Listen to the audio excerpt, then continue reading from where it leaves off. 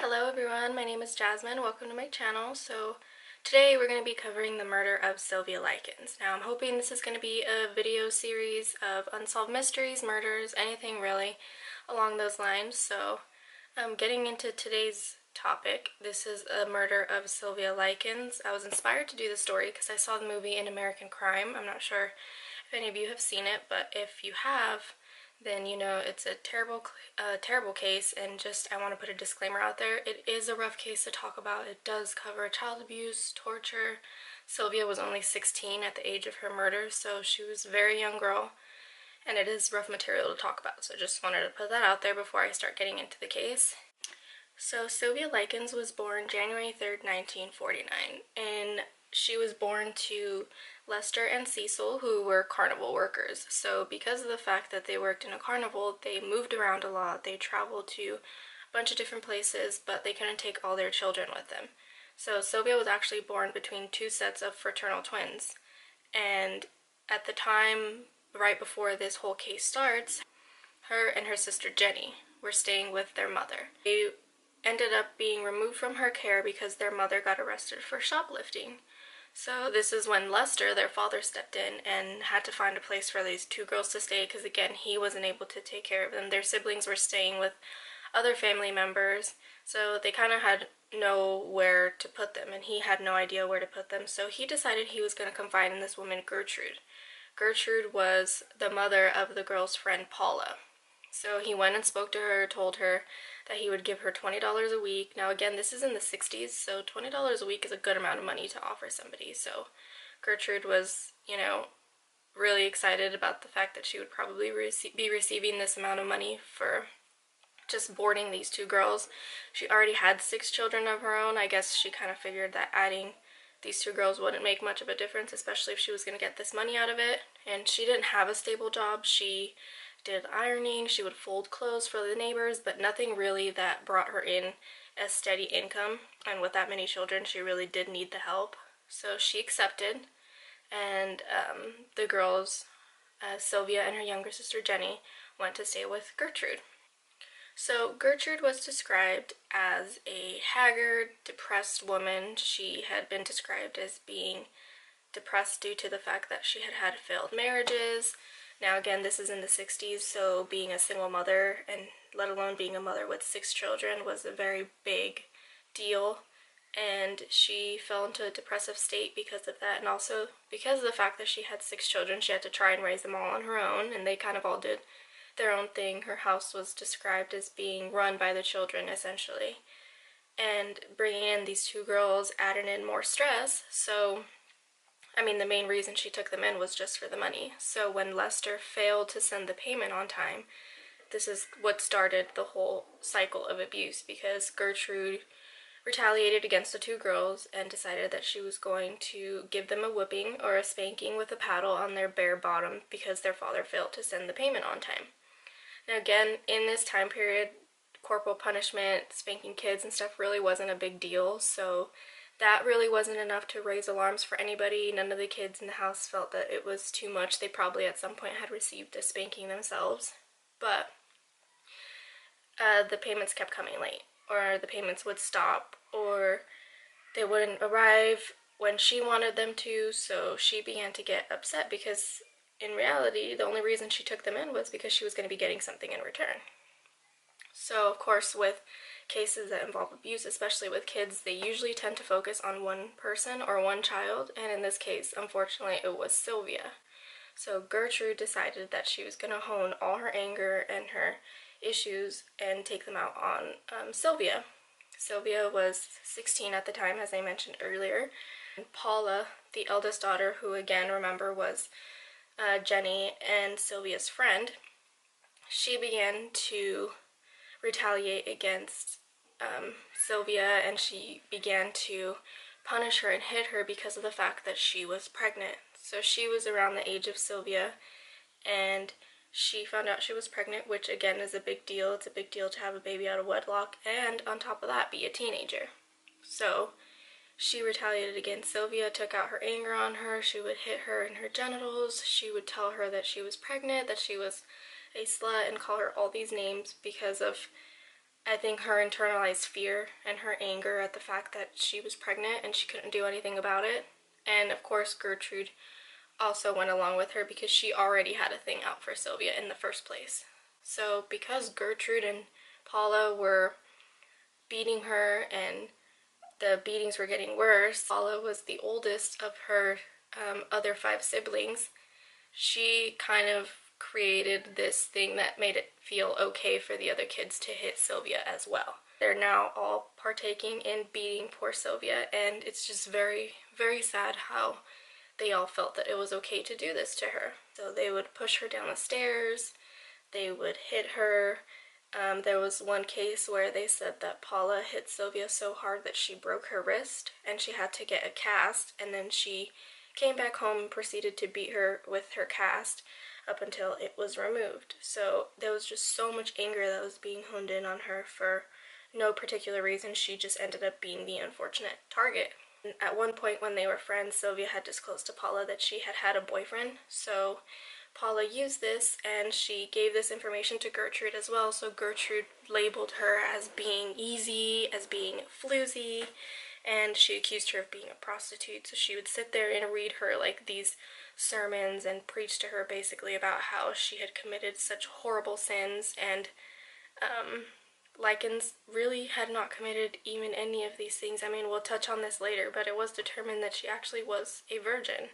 The abuse escalated to, or spread to, the neighborhood kids when Sylvia was accused by Paula of spreading rumors about them.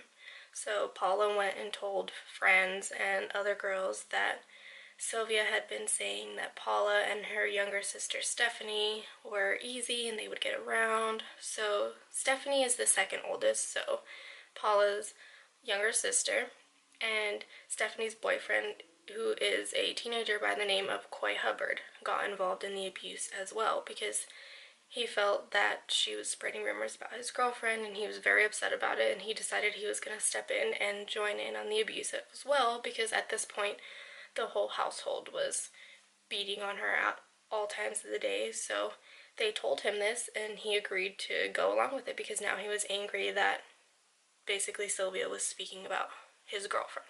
This is where the other classmates get involved, the neighborhood kids get involved. Coy and the girls told the other classmates about the fact that they would beat her. So it became a thing. They would come over pretty much every day and come over just to hit her, come over just to watch her get beat by either Gertrude or the other siblings. They would go in and like tell the other kids they could do whatever they wanted with her. They would burn her. They would force her to eat disgusting things to watch her throw up. Like, it was awful, awful things that they did to her. And these are teenagers that we're talking about that are getting involved in this. Jenny, who was Sylvia's younger sister, she would also get beat and she would get tortured, or she would get refused like food and stuff like that if she even said anything. So if she, say, voiced her opinion, or she would tell Gertrude like, you shouldn't be doing that to my sister, leave her alone, she would get beat in retaliation. So she was terrified. I mean, you have to think that this girl was younger than 16 years old and she's watching her older sister get beat, but there's neighborhood children, there's her classmates, there's this woman that's taking care of her. She has no contact with her parents, so she really felt that she couldn't do anything, and it's very sad because she had to witness all these things that they were doing to her older sister, and she felt she couldn't do anything to help her. So eventually, because of the beatings that Sylvia endured, she actually became incontinent. So she wasn't able to hold her urine, she wasn't able to hold when she had to go to the bathroom. Because of the incontinence issues, Gertrude decided to toss her in the basement, but this actually worsened the abuse to next level because now she was isolated. She wasn't going to school. She basically was thrown down into a dungeon, and they felt that they were able to torture her even more because now she could scream, she could make all kinds of noise, and nobody would hear her. They would subject her to scalding baths. They would rub salt on her burns. John Jr. got really involved in the abuse himself because before this, they would all kind of team up and all kind of gang up on her and hit her and stuff like that. But when she was tossed into the basement, they kind of felt that they could go down on their own and separate times, just to go down into this chamber basically and do whatever they wanted with her. So John Jr. got involved because he decided to take it upon himself to go down into the basement at various times and force feed her his youngest brother, because Gertrude had an infant at the time, her youngest son, and John Jr. would force Sylvia to eat the baby's diaper contest for fun, basically. He would take it as his own activity, and he would go downstairs and force her to eat these things just so he could say he made her do it. The torture also got worse because Gertrude decided that she was going to charge the neighborhood kids 5 cents to come into the basement and do whatever they wanted with Sylvia. So she was kind of banking off this. She was making a business out of it, and she was charging other children to come in and do whatever they wanted with her, which is awful. And I'm just so shocked that not one person said anything, not one person told their parents. And of course, this is also a time where people didn't really want to say anything. There was no like people calling the cops and reporting things. People were just very hush-hush, just mind your own business, we have nothing to do with that, not knowing that their children were paying 5 cents to go into a basement of this house and torture Sylvia. They found out that their older sister Diana actually only lived a mile and a half away from them. So this part of the case is really frustrating because it's two situations where she could have been saved and she wasn't, because nobody took the extra step to really check in on her. So Jenny and the kids ended up going to the park, and Jenny saw her older sister. Their oldest sister is named Diana, and she actually only lived a mile and a half away from Gertrude's house. She had no idea that the girls were staying with her because she was estranged from the family. Sylvia and Jenny's parents didn't talk to her, and they had actually told their sister Diana that she was forbidden from speaking to any of her siblings because of whatever their falling out was. So she saw and she recognized her, but there was nothing really done about that. Later it said that Diana learned through the neighborhood or through other kids that the girls were staying at this woman Gertrude's house. So she went to visit them, and she was turned away at the door because Gertrude didn't allow her in. She said she didn't know who she was, and she wasn't going to let her into the house, obviously because she has these kids coming in to torture Sylvia. So she ignored Diana, didn't let her come in. So there is a story that says that Diana tried to sneak Sylvia a sandwich, but she was discovered by the younger children. There's no real details as to how she did that or what she did to try to sneak her in the sandwich, but Sylvia was not able to get it, and there was no further help from Diana after that. There was actually an anonymous call that was made afterwards, which they believe was made by one of the neighbors, and a home health nurse went and paid a visit to the house and went to speak to Gertrude, and Gertrude, all she said was Sylvia ran away or she left, she's not here anymore, and the home health nurse had no idea that Sylvia was beneath her feet in the basement, and that was her whole inspection. If either of them had followed through properly, then they would have discovered Sylvia in time, and unfortunately they didn't. So on October 22nd, Gertrude decided that she was going to let Sylvia sleep upstairs in her room, with the exception that she doesn't wet the bed. Of course, Sylvia wasn't going to be able to do this. She was beaten and bruised to the point where she didn't have the strength to get up and go to the restroom, and up until this point, anytime she asked to go to the restroom, she was refusing. So on the morning of October 23rd, it was discovered by Gertrude that Sylvia had wet the bed. So she became enraged. She threw Sylvia downstairs in the basement, and with the help of one of the younger children, she grabbed a hot needle and decided that she was going to carve into Sylvia's belly the words, "I'm a prostitute and I know it." Gertrude wasn't able to finish the job, so she had Richard Hobbs, which was another neighborhood teenager, come in and finish it. Now this was part of Gertrude's plan. Gertrude had forced, or was going to force, Sylvia to write a letter saying that she had been beaten and abused by these neighborhood kids, and the neighborhood kids were boys that she had agreed to sleep with, and that they had carved those words into her stomach. So she was going to have John Jr. and Jenny go out and leave Sylvia in the woods to die, because Gertrude had basically accepted at this point that Sylvia was either gonna die soon or she was going to end up killing her. Had she gone through with that plan, we probably would never know Sylvia's story. But on October 25th, Sylvia was aware of the plan that they had come up with, because she was in the basement when they were speaking about it. They figured she wasn't awake enough to know what they were saying, but she was. So she decided that she was going to try to escape, but being that she was so weak and so malnourished, she didn't make it very far. She made it maybe to the top of the stairs of the basement, and they pushed her back down. They proceeded to hit her and beat her all over again, on top of all the beatings and torture she had received up to this point. And on the morning of October 26th, Sylvia was found dead. Now, when they found her, they thought that she was faking it. They thought that she was doing it for attention. They thought that she was trying to escape. Gertrude refused to believe that she was actually dead, until they actually realized that she really wasn't waking up and that she wasn't reacting to anything they were doing to her. So she had Richard Hobbs run and call 911. When the cops showed up, she told them that she didn't know what happened to Sylvia and that she had found this letter. And the letter was the one that she had forced Sylvia to write, saying that she had been beaten by these neighborhood boys. Had it not been for Jenny at this point, because Jenny stepped up and finally felt safe because the police were there, and went and told them, if you get me out of this house, I will tell you everything that happened to me and my sister. So they did, and they ended up removing Jenny from the home, and Jenny disclosed everything that happened to her in that home and everything that happened to Sylvia in that home.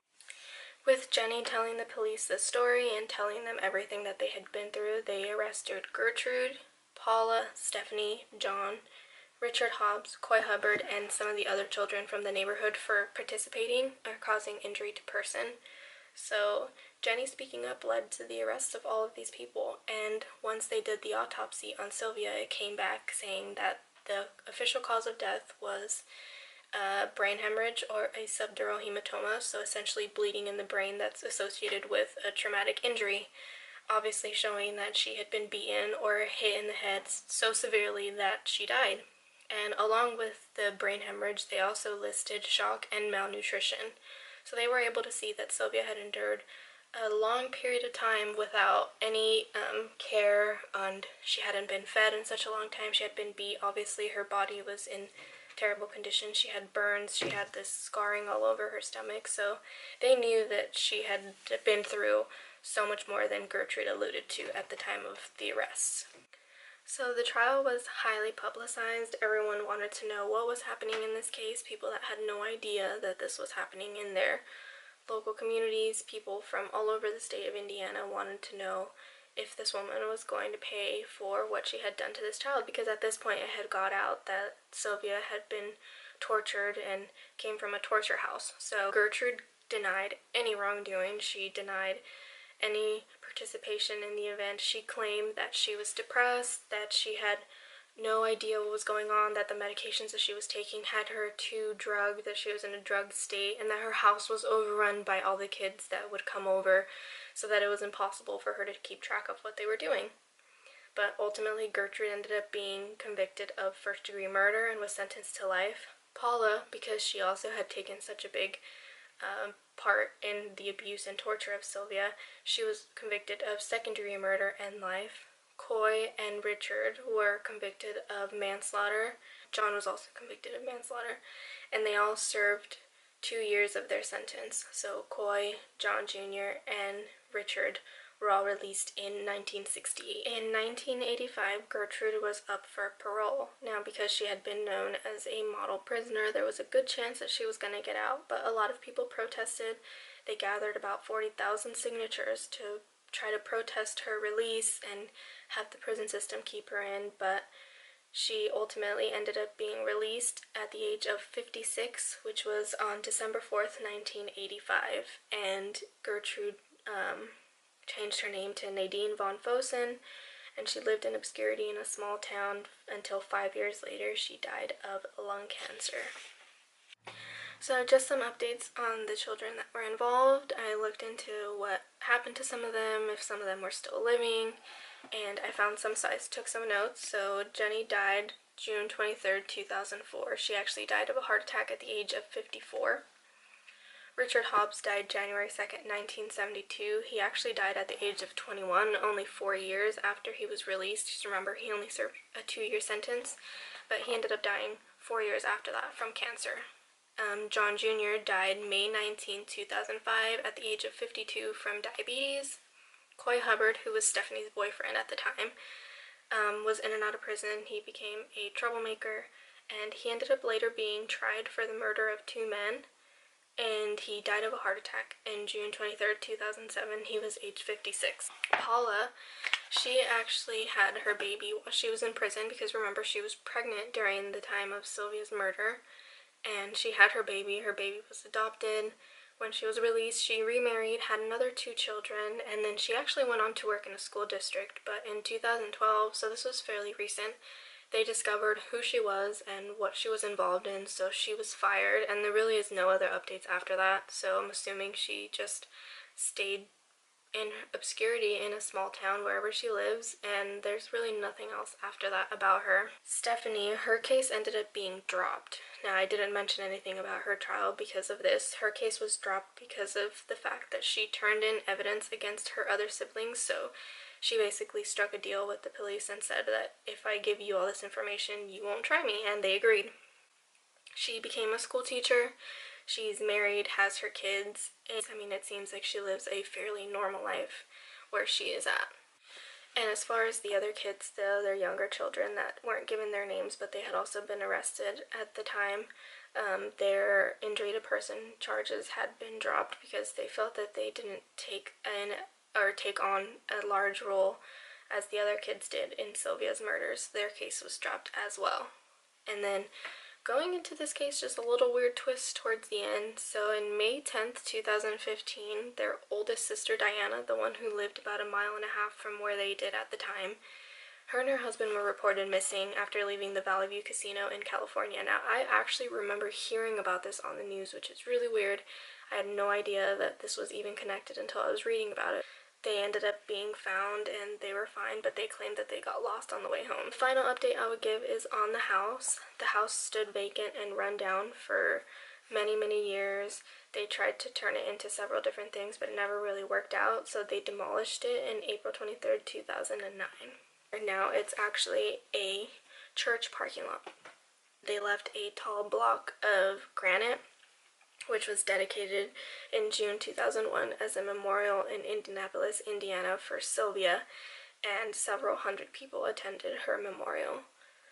And that concludes our case. That is the murder of Sylvia Likens. It is a very rough case to talk about, as I mentioned, but it's one of those cases where when you hear it, it reminds you of why it only takes one person to say that something is wrong or to ask for help. And in a case such as hers, it would have taken one person to ask for help or to let authorities know what was happening with her, and it potentially could have saved her life. So that's it, and hopefully I'll get filming on these next videos soon. So if you're interested, definitely subscribe to my channel, and I'll keep you guys updated and posted on what's coming up next. Bye!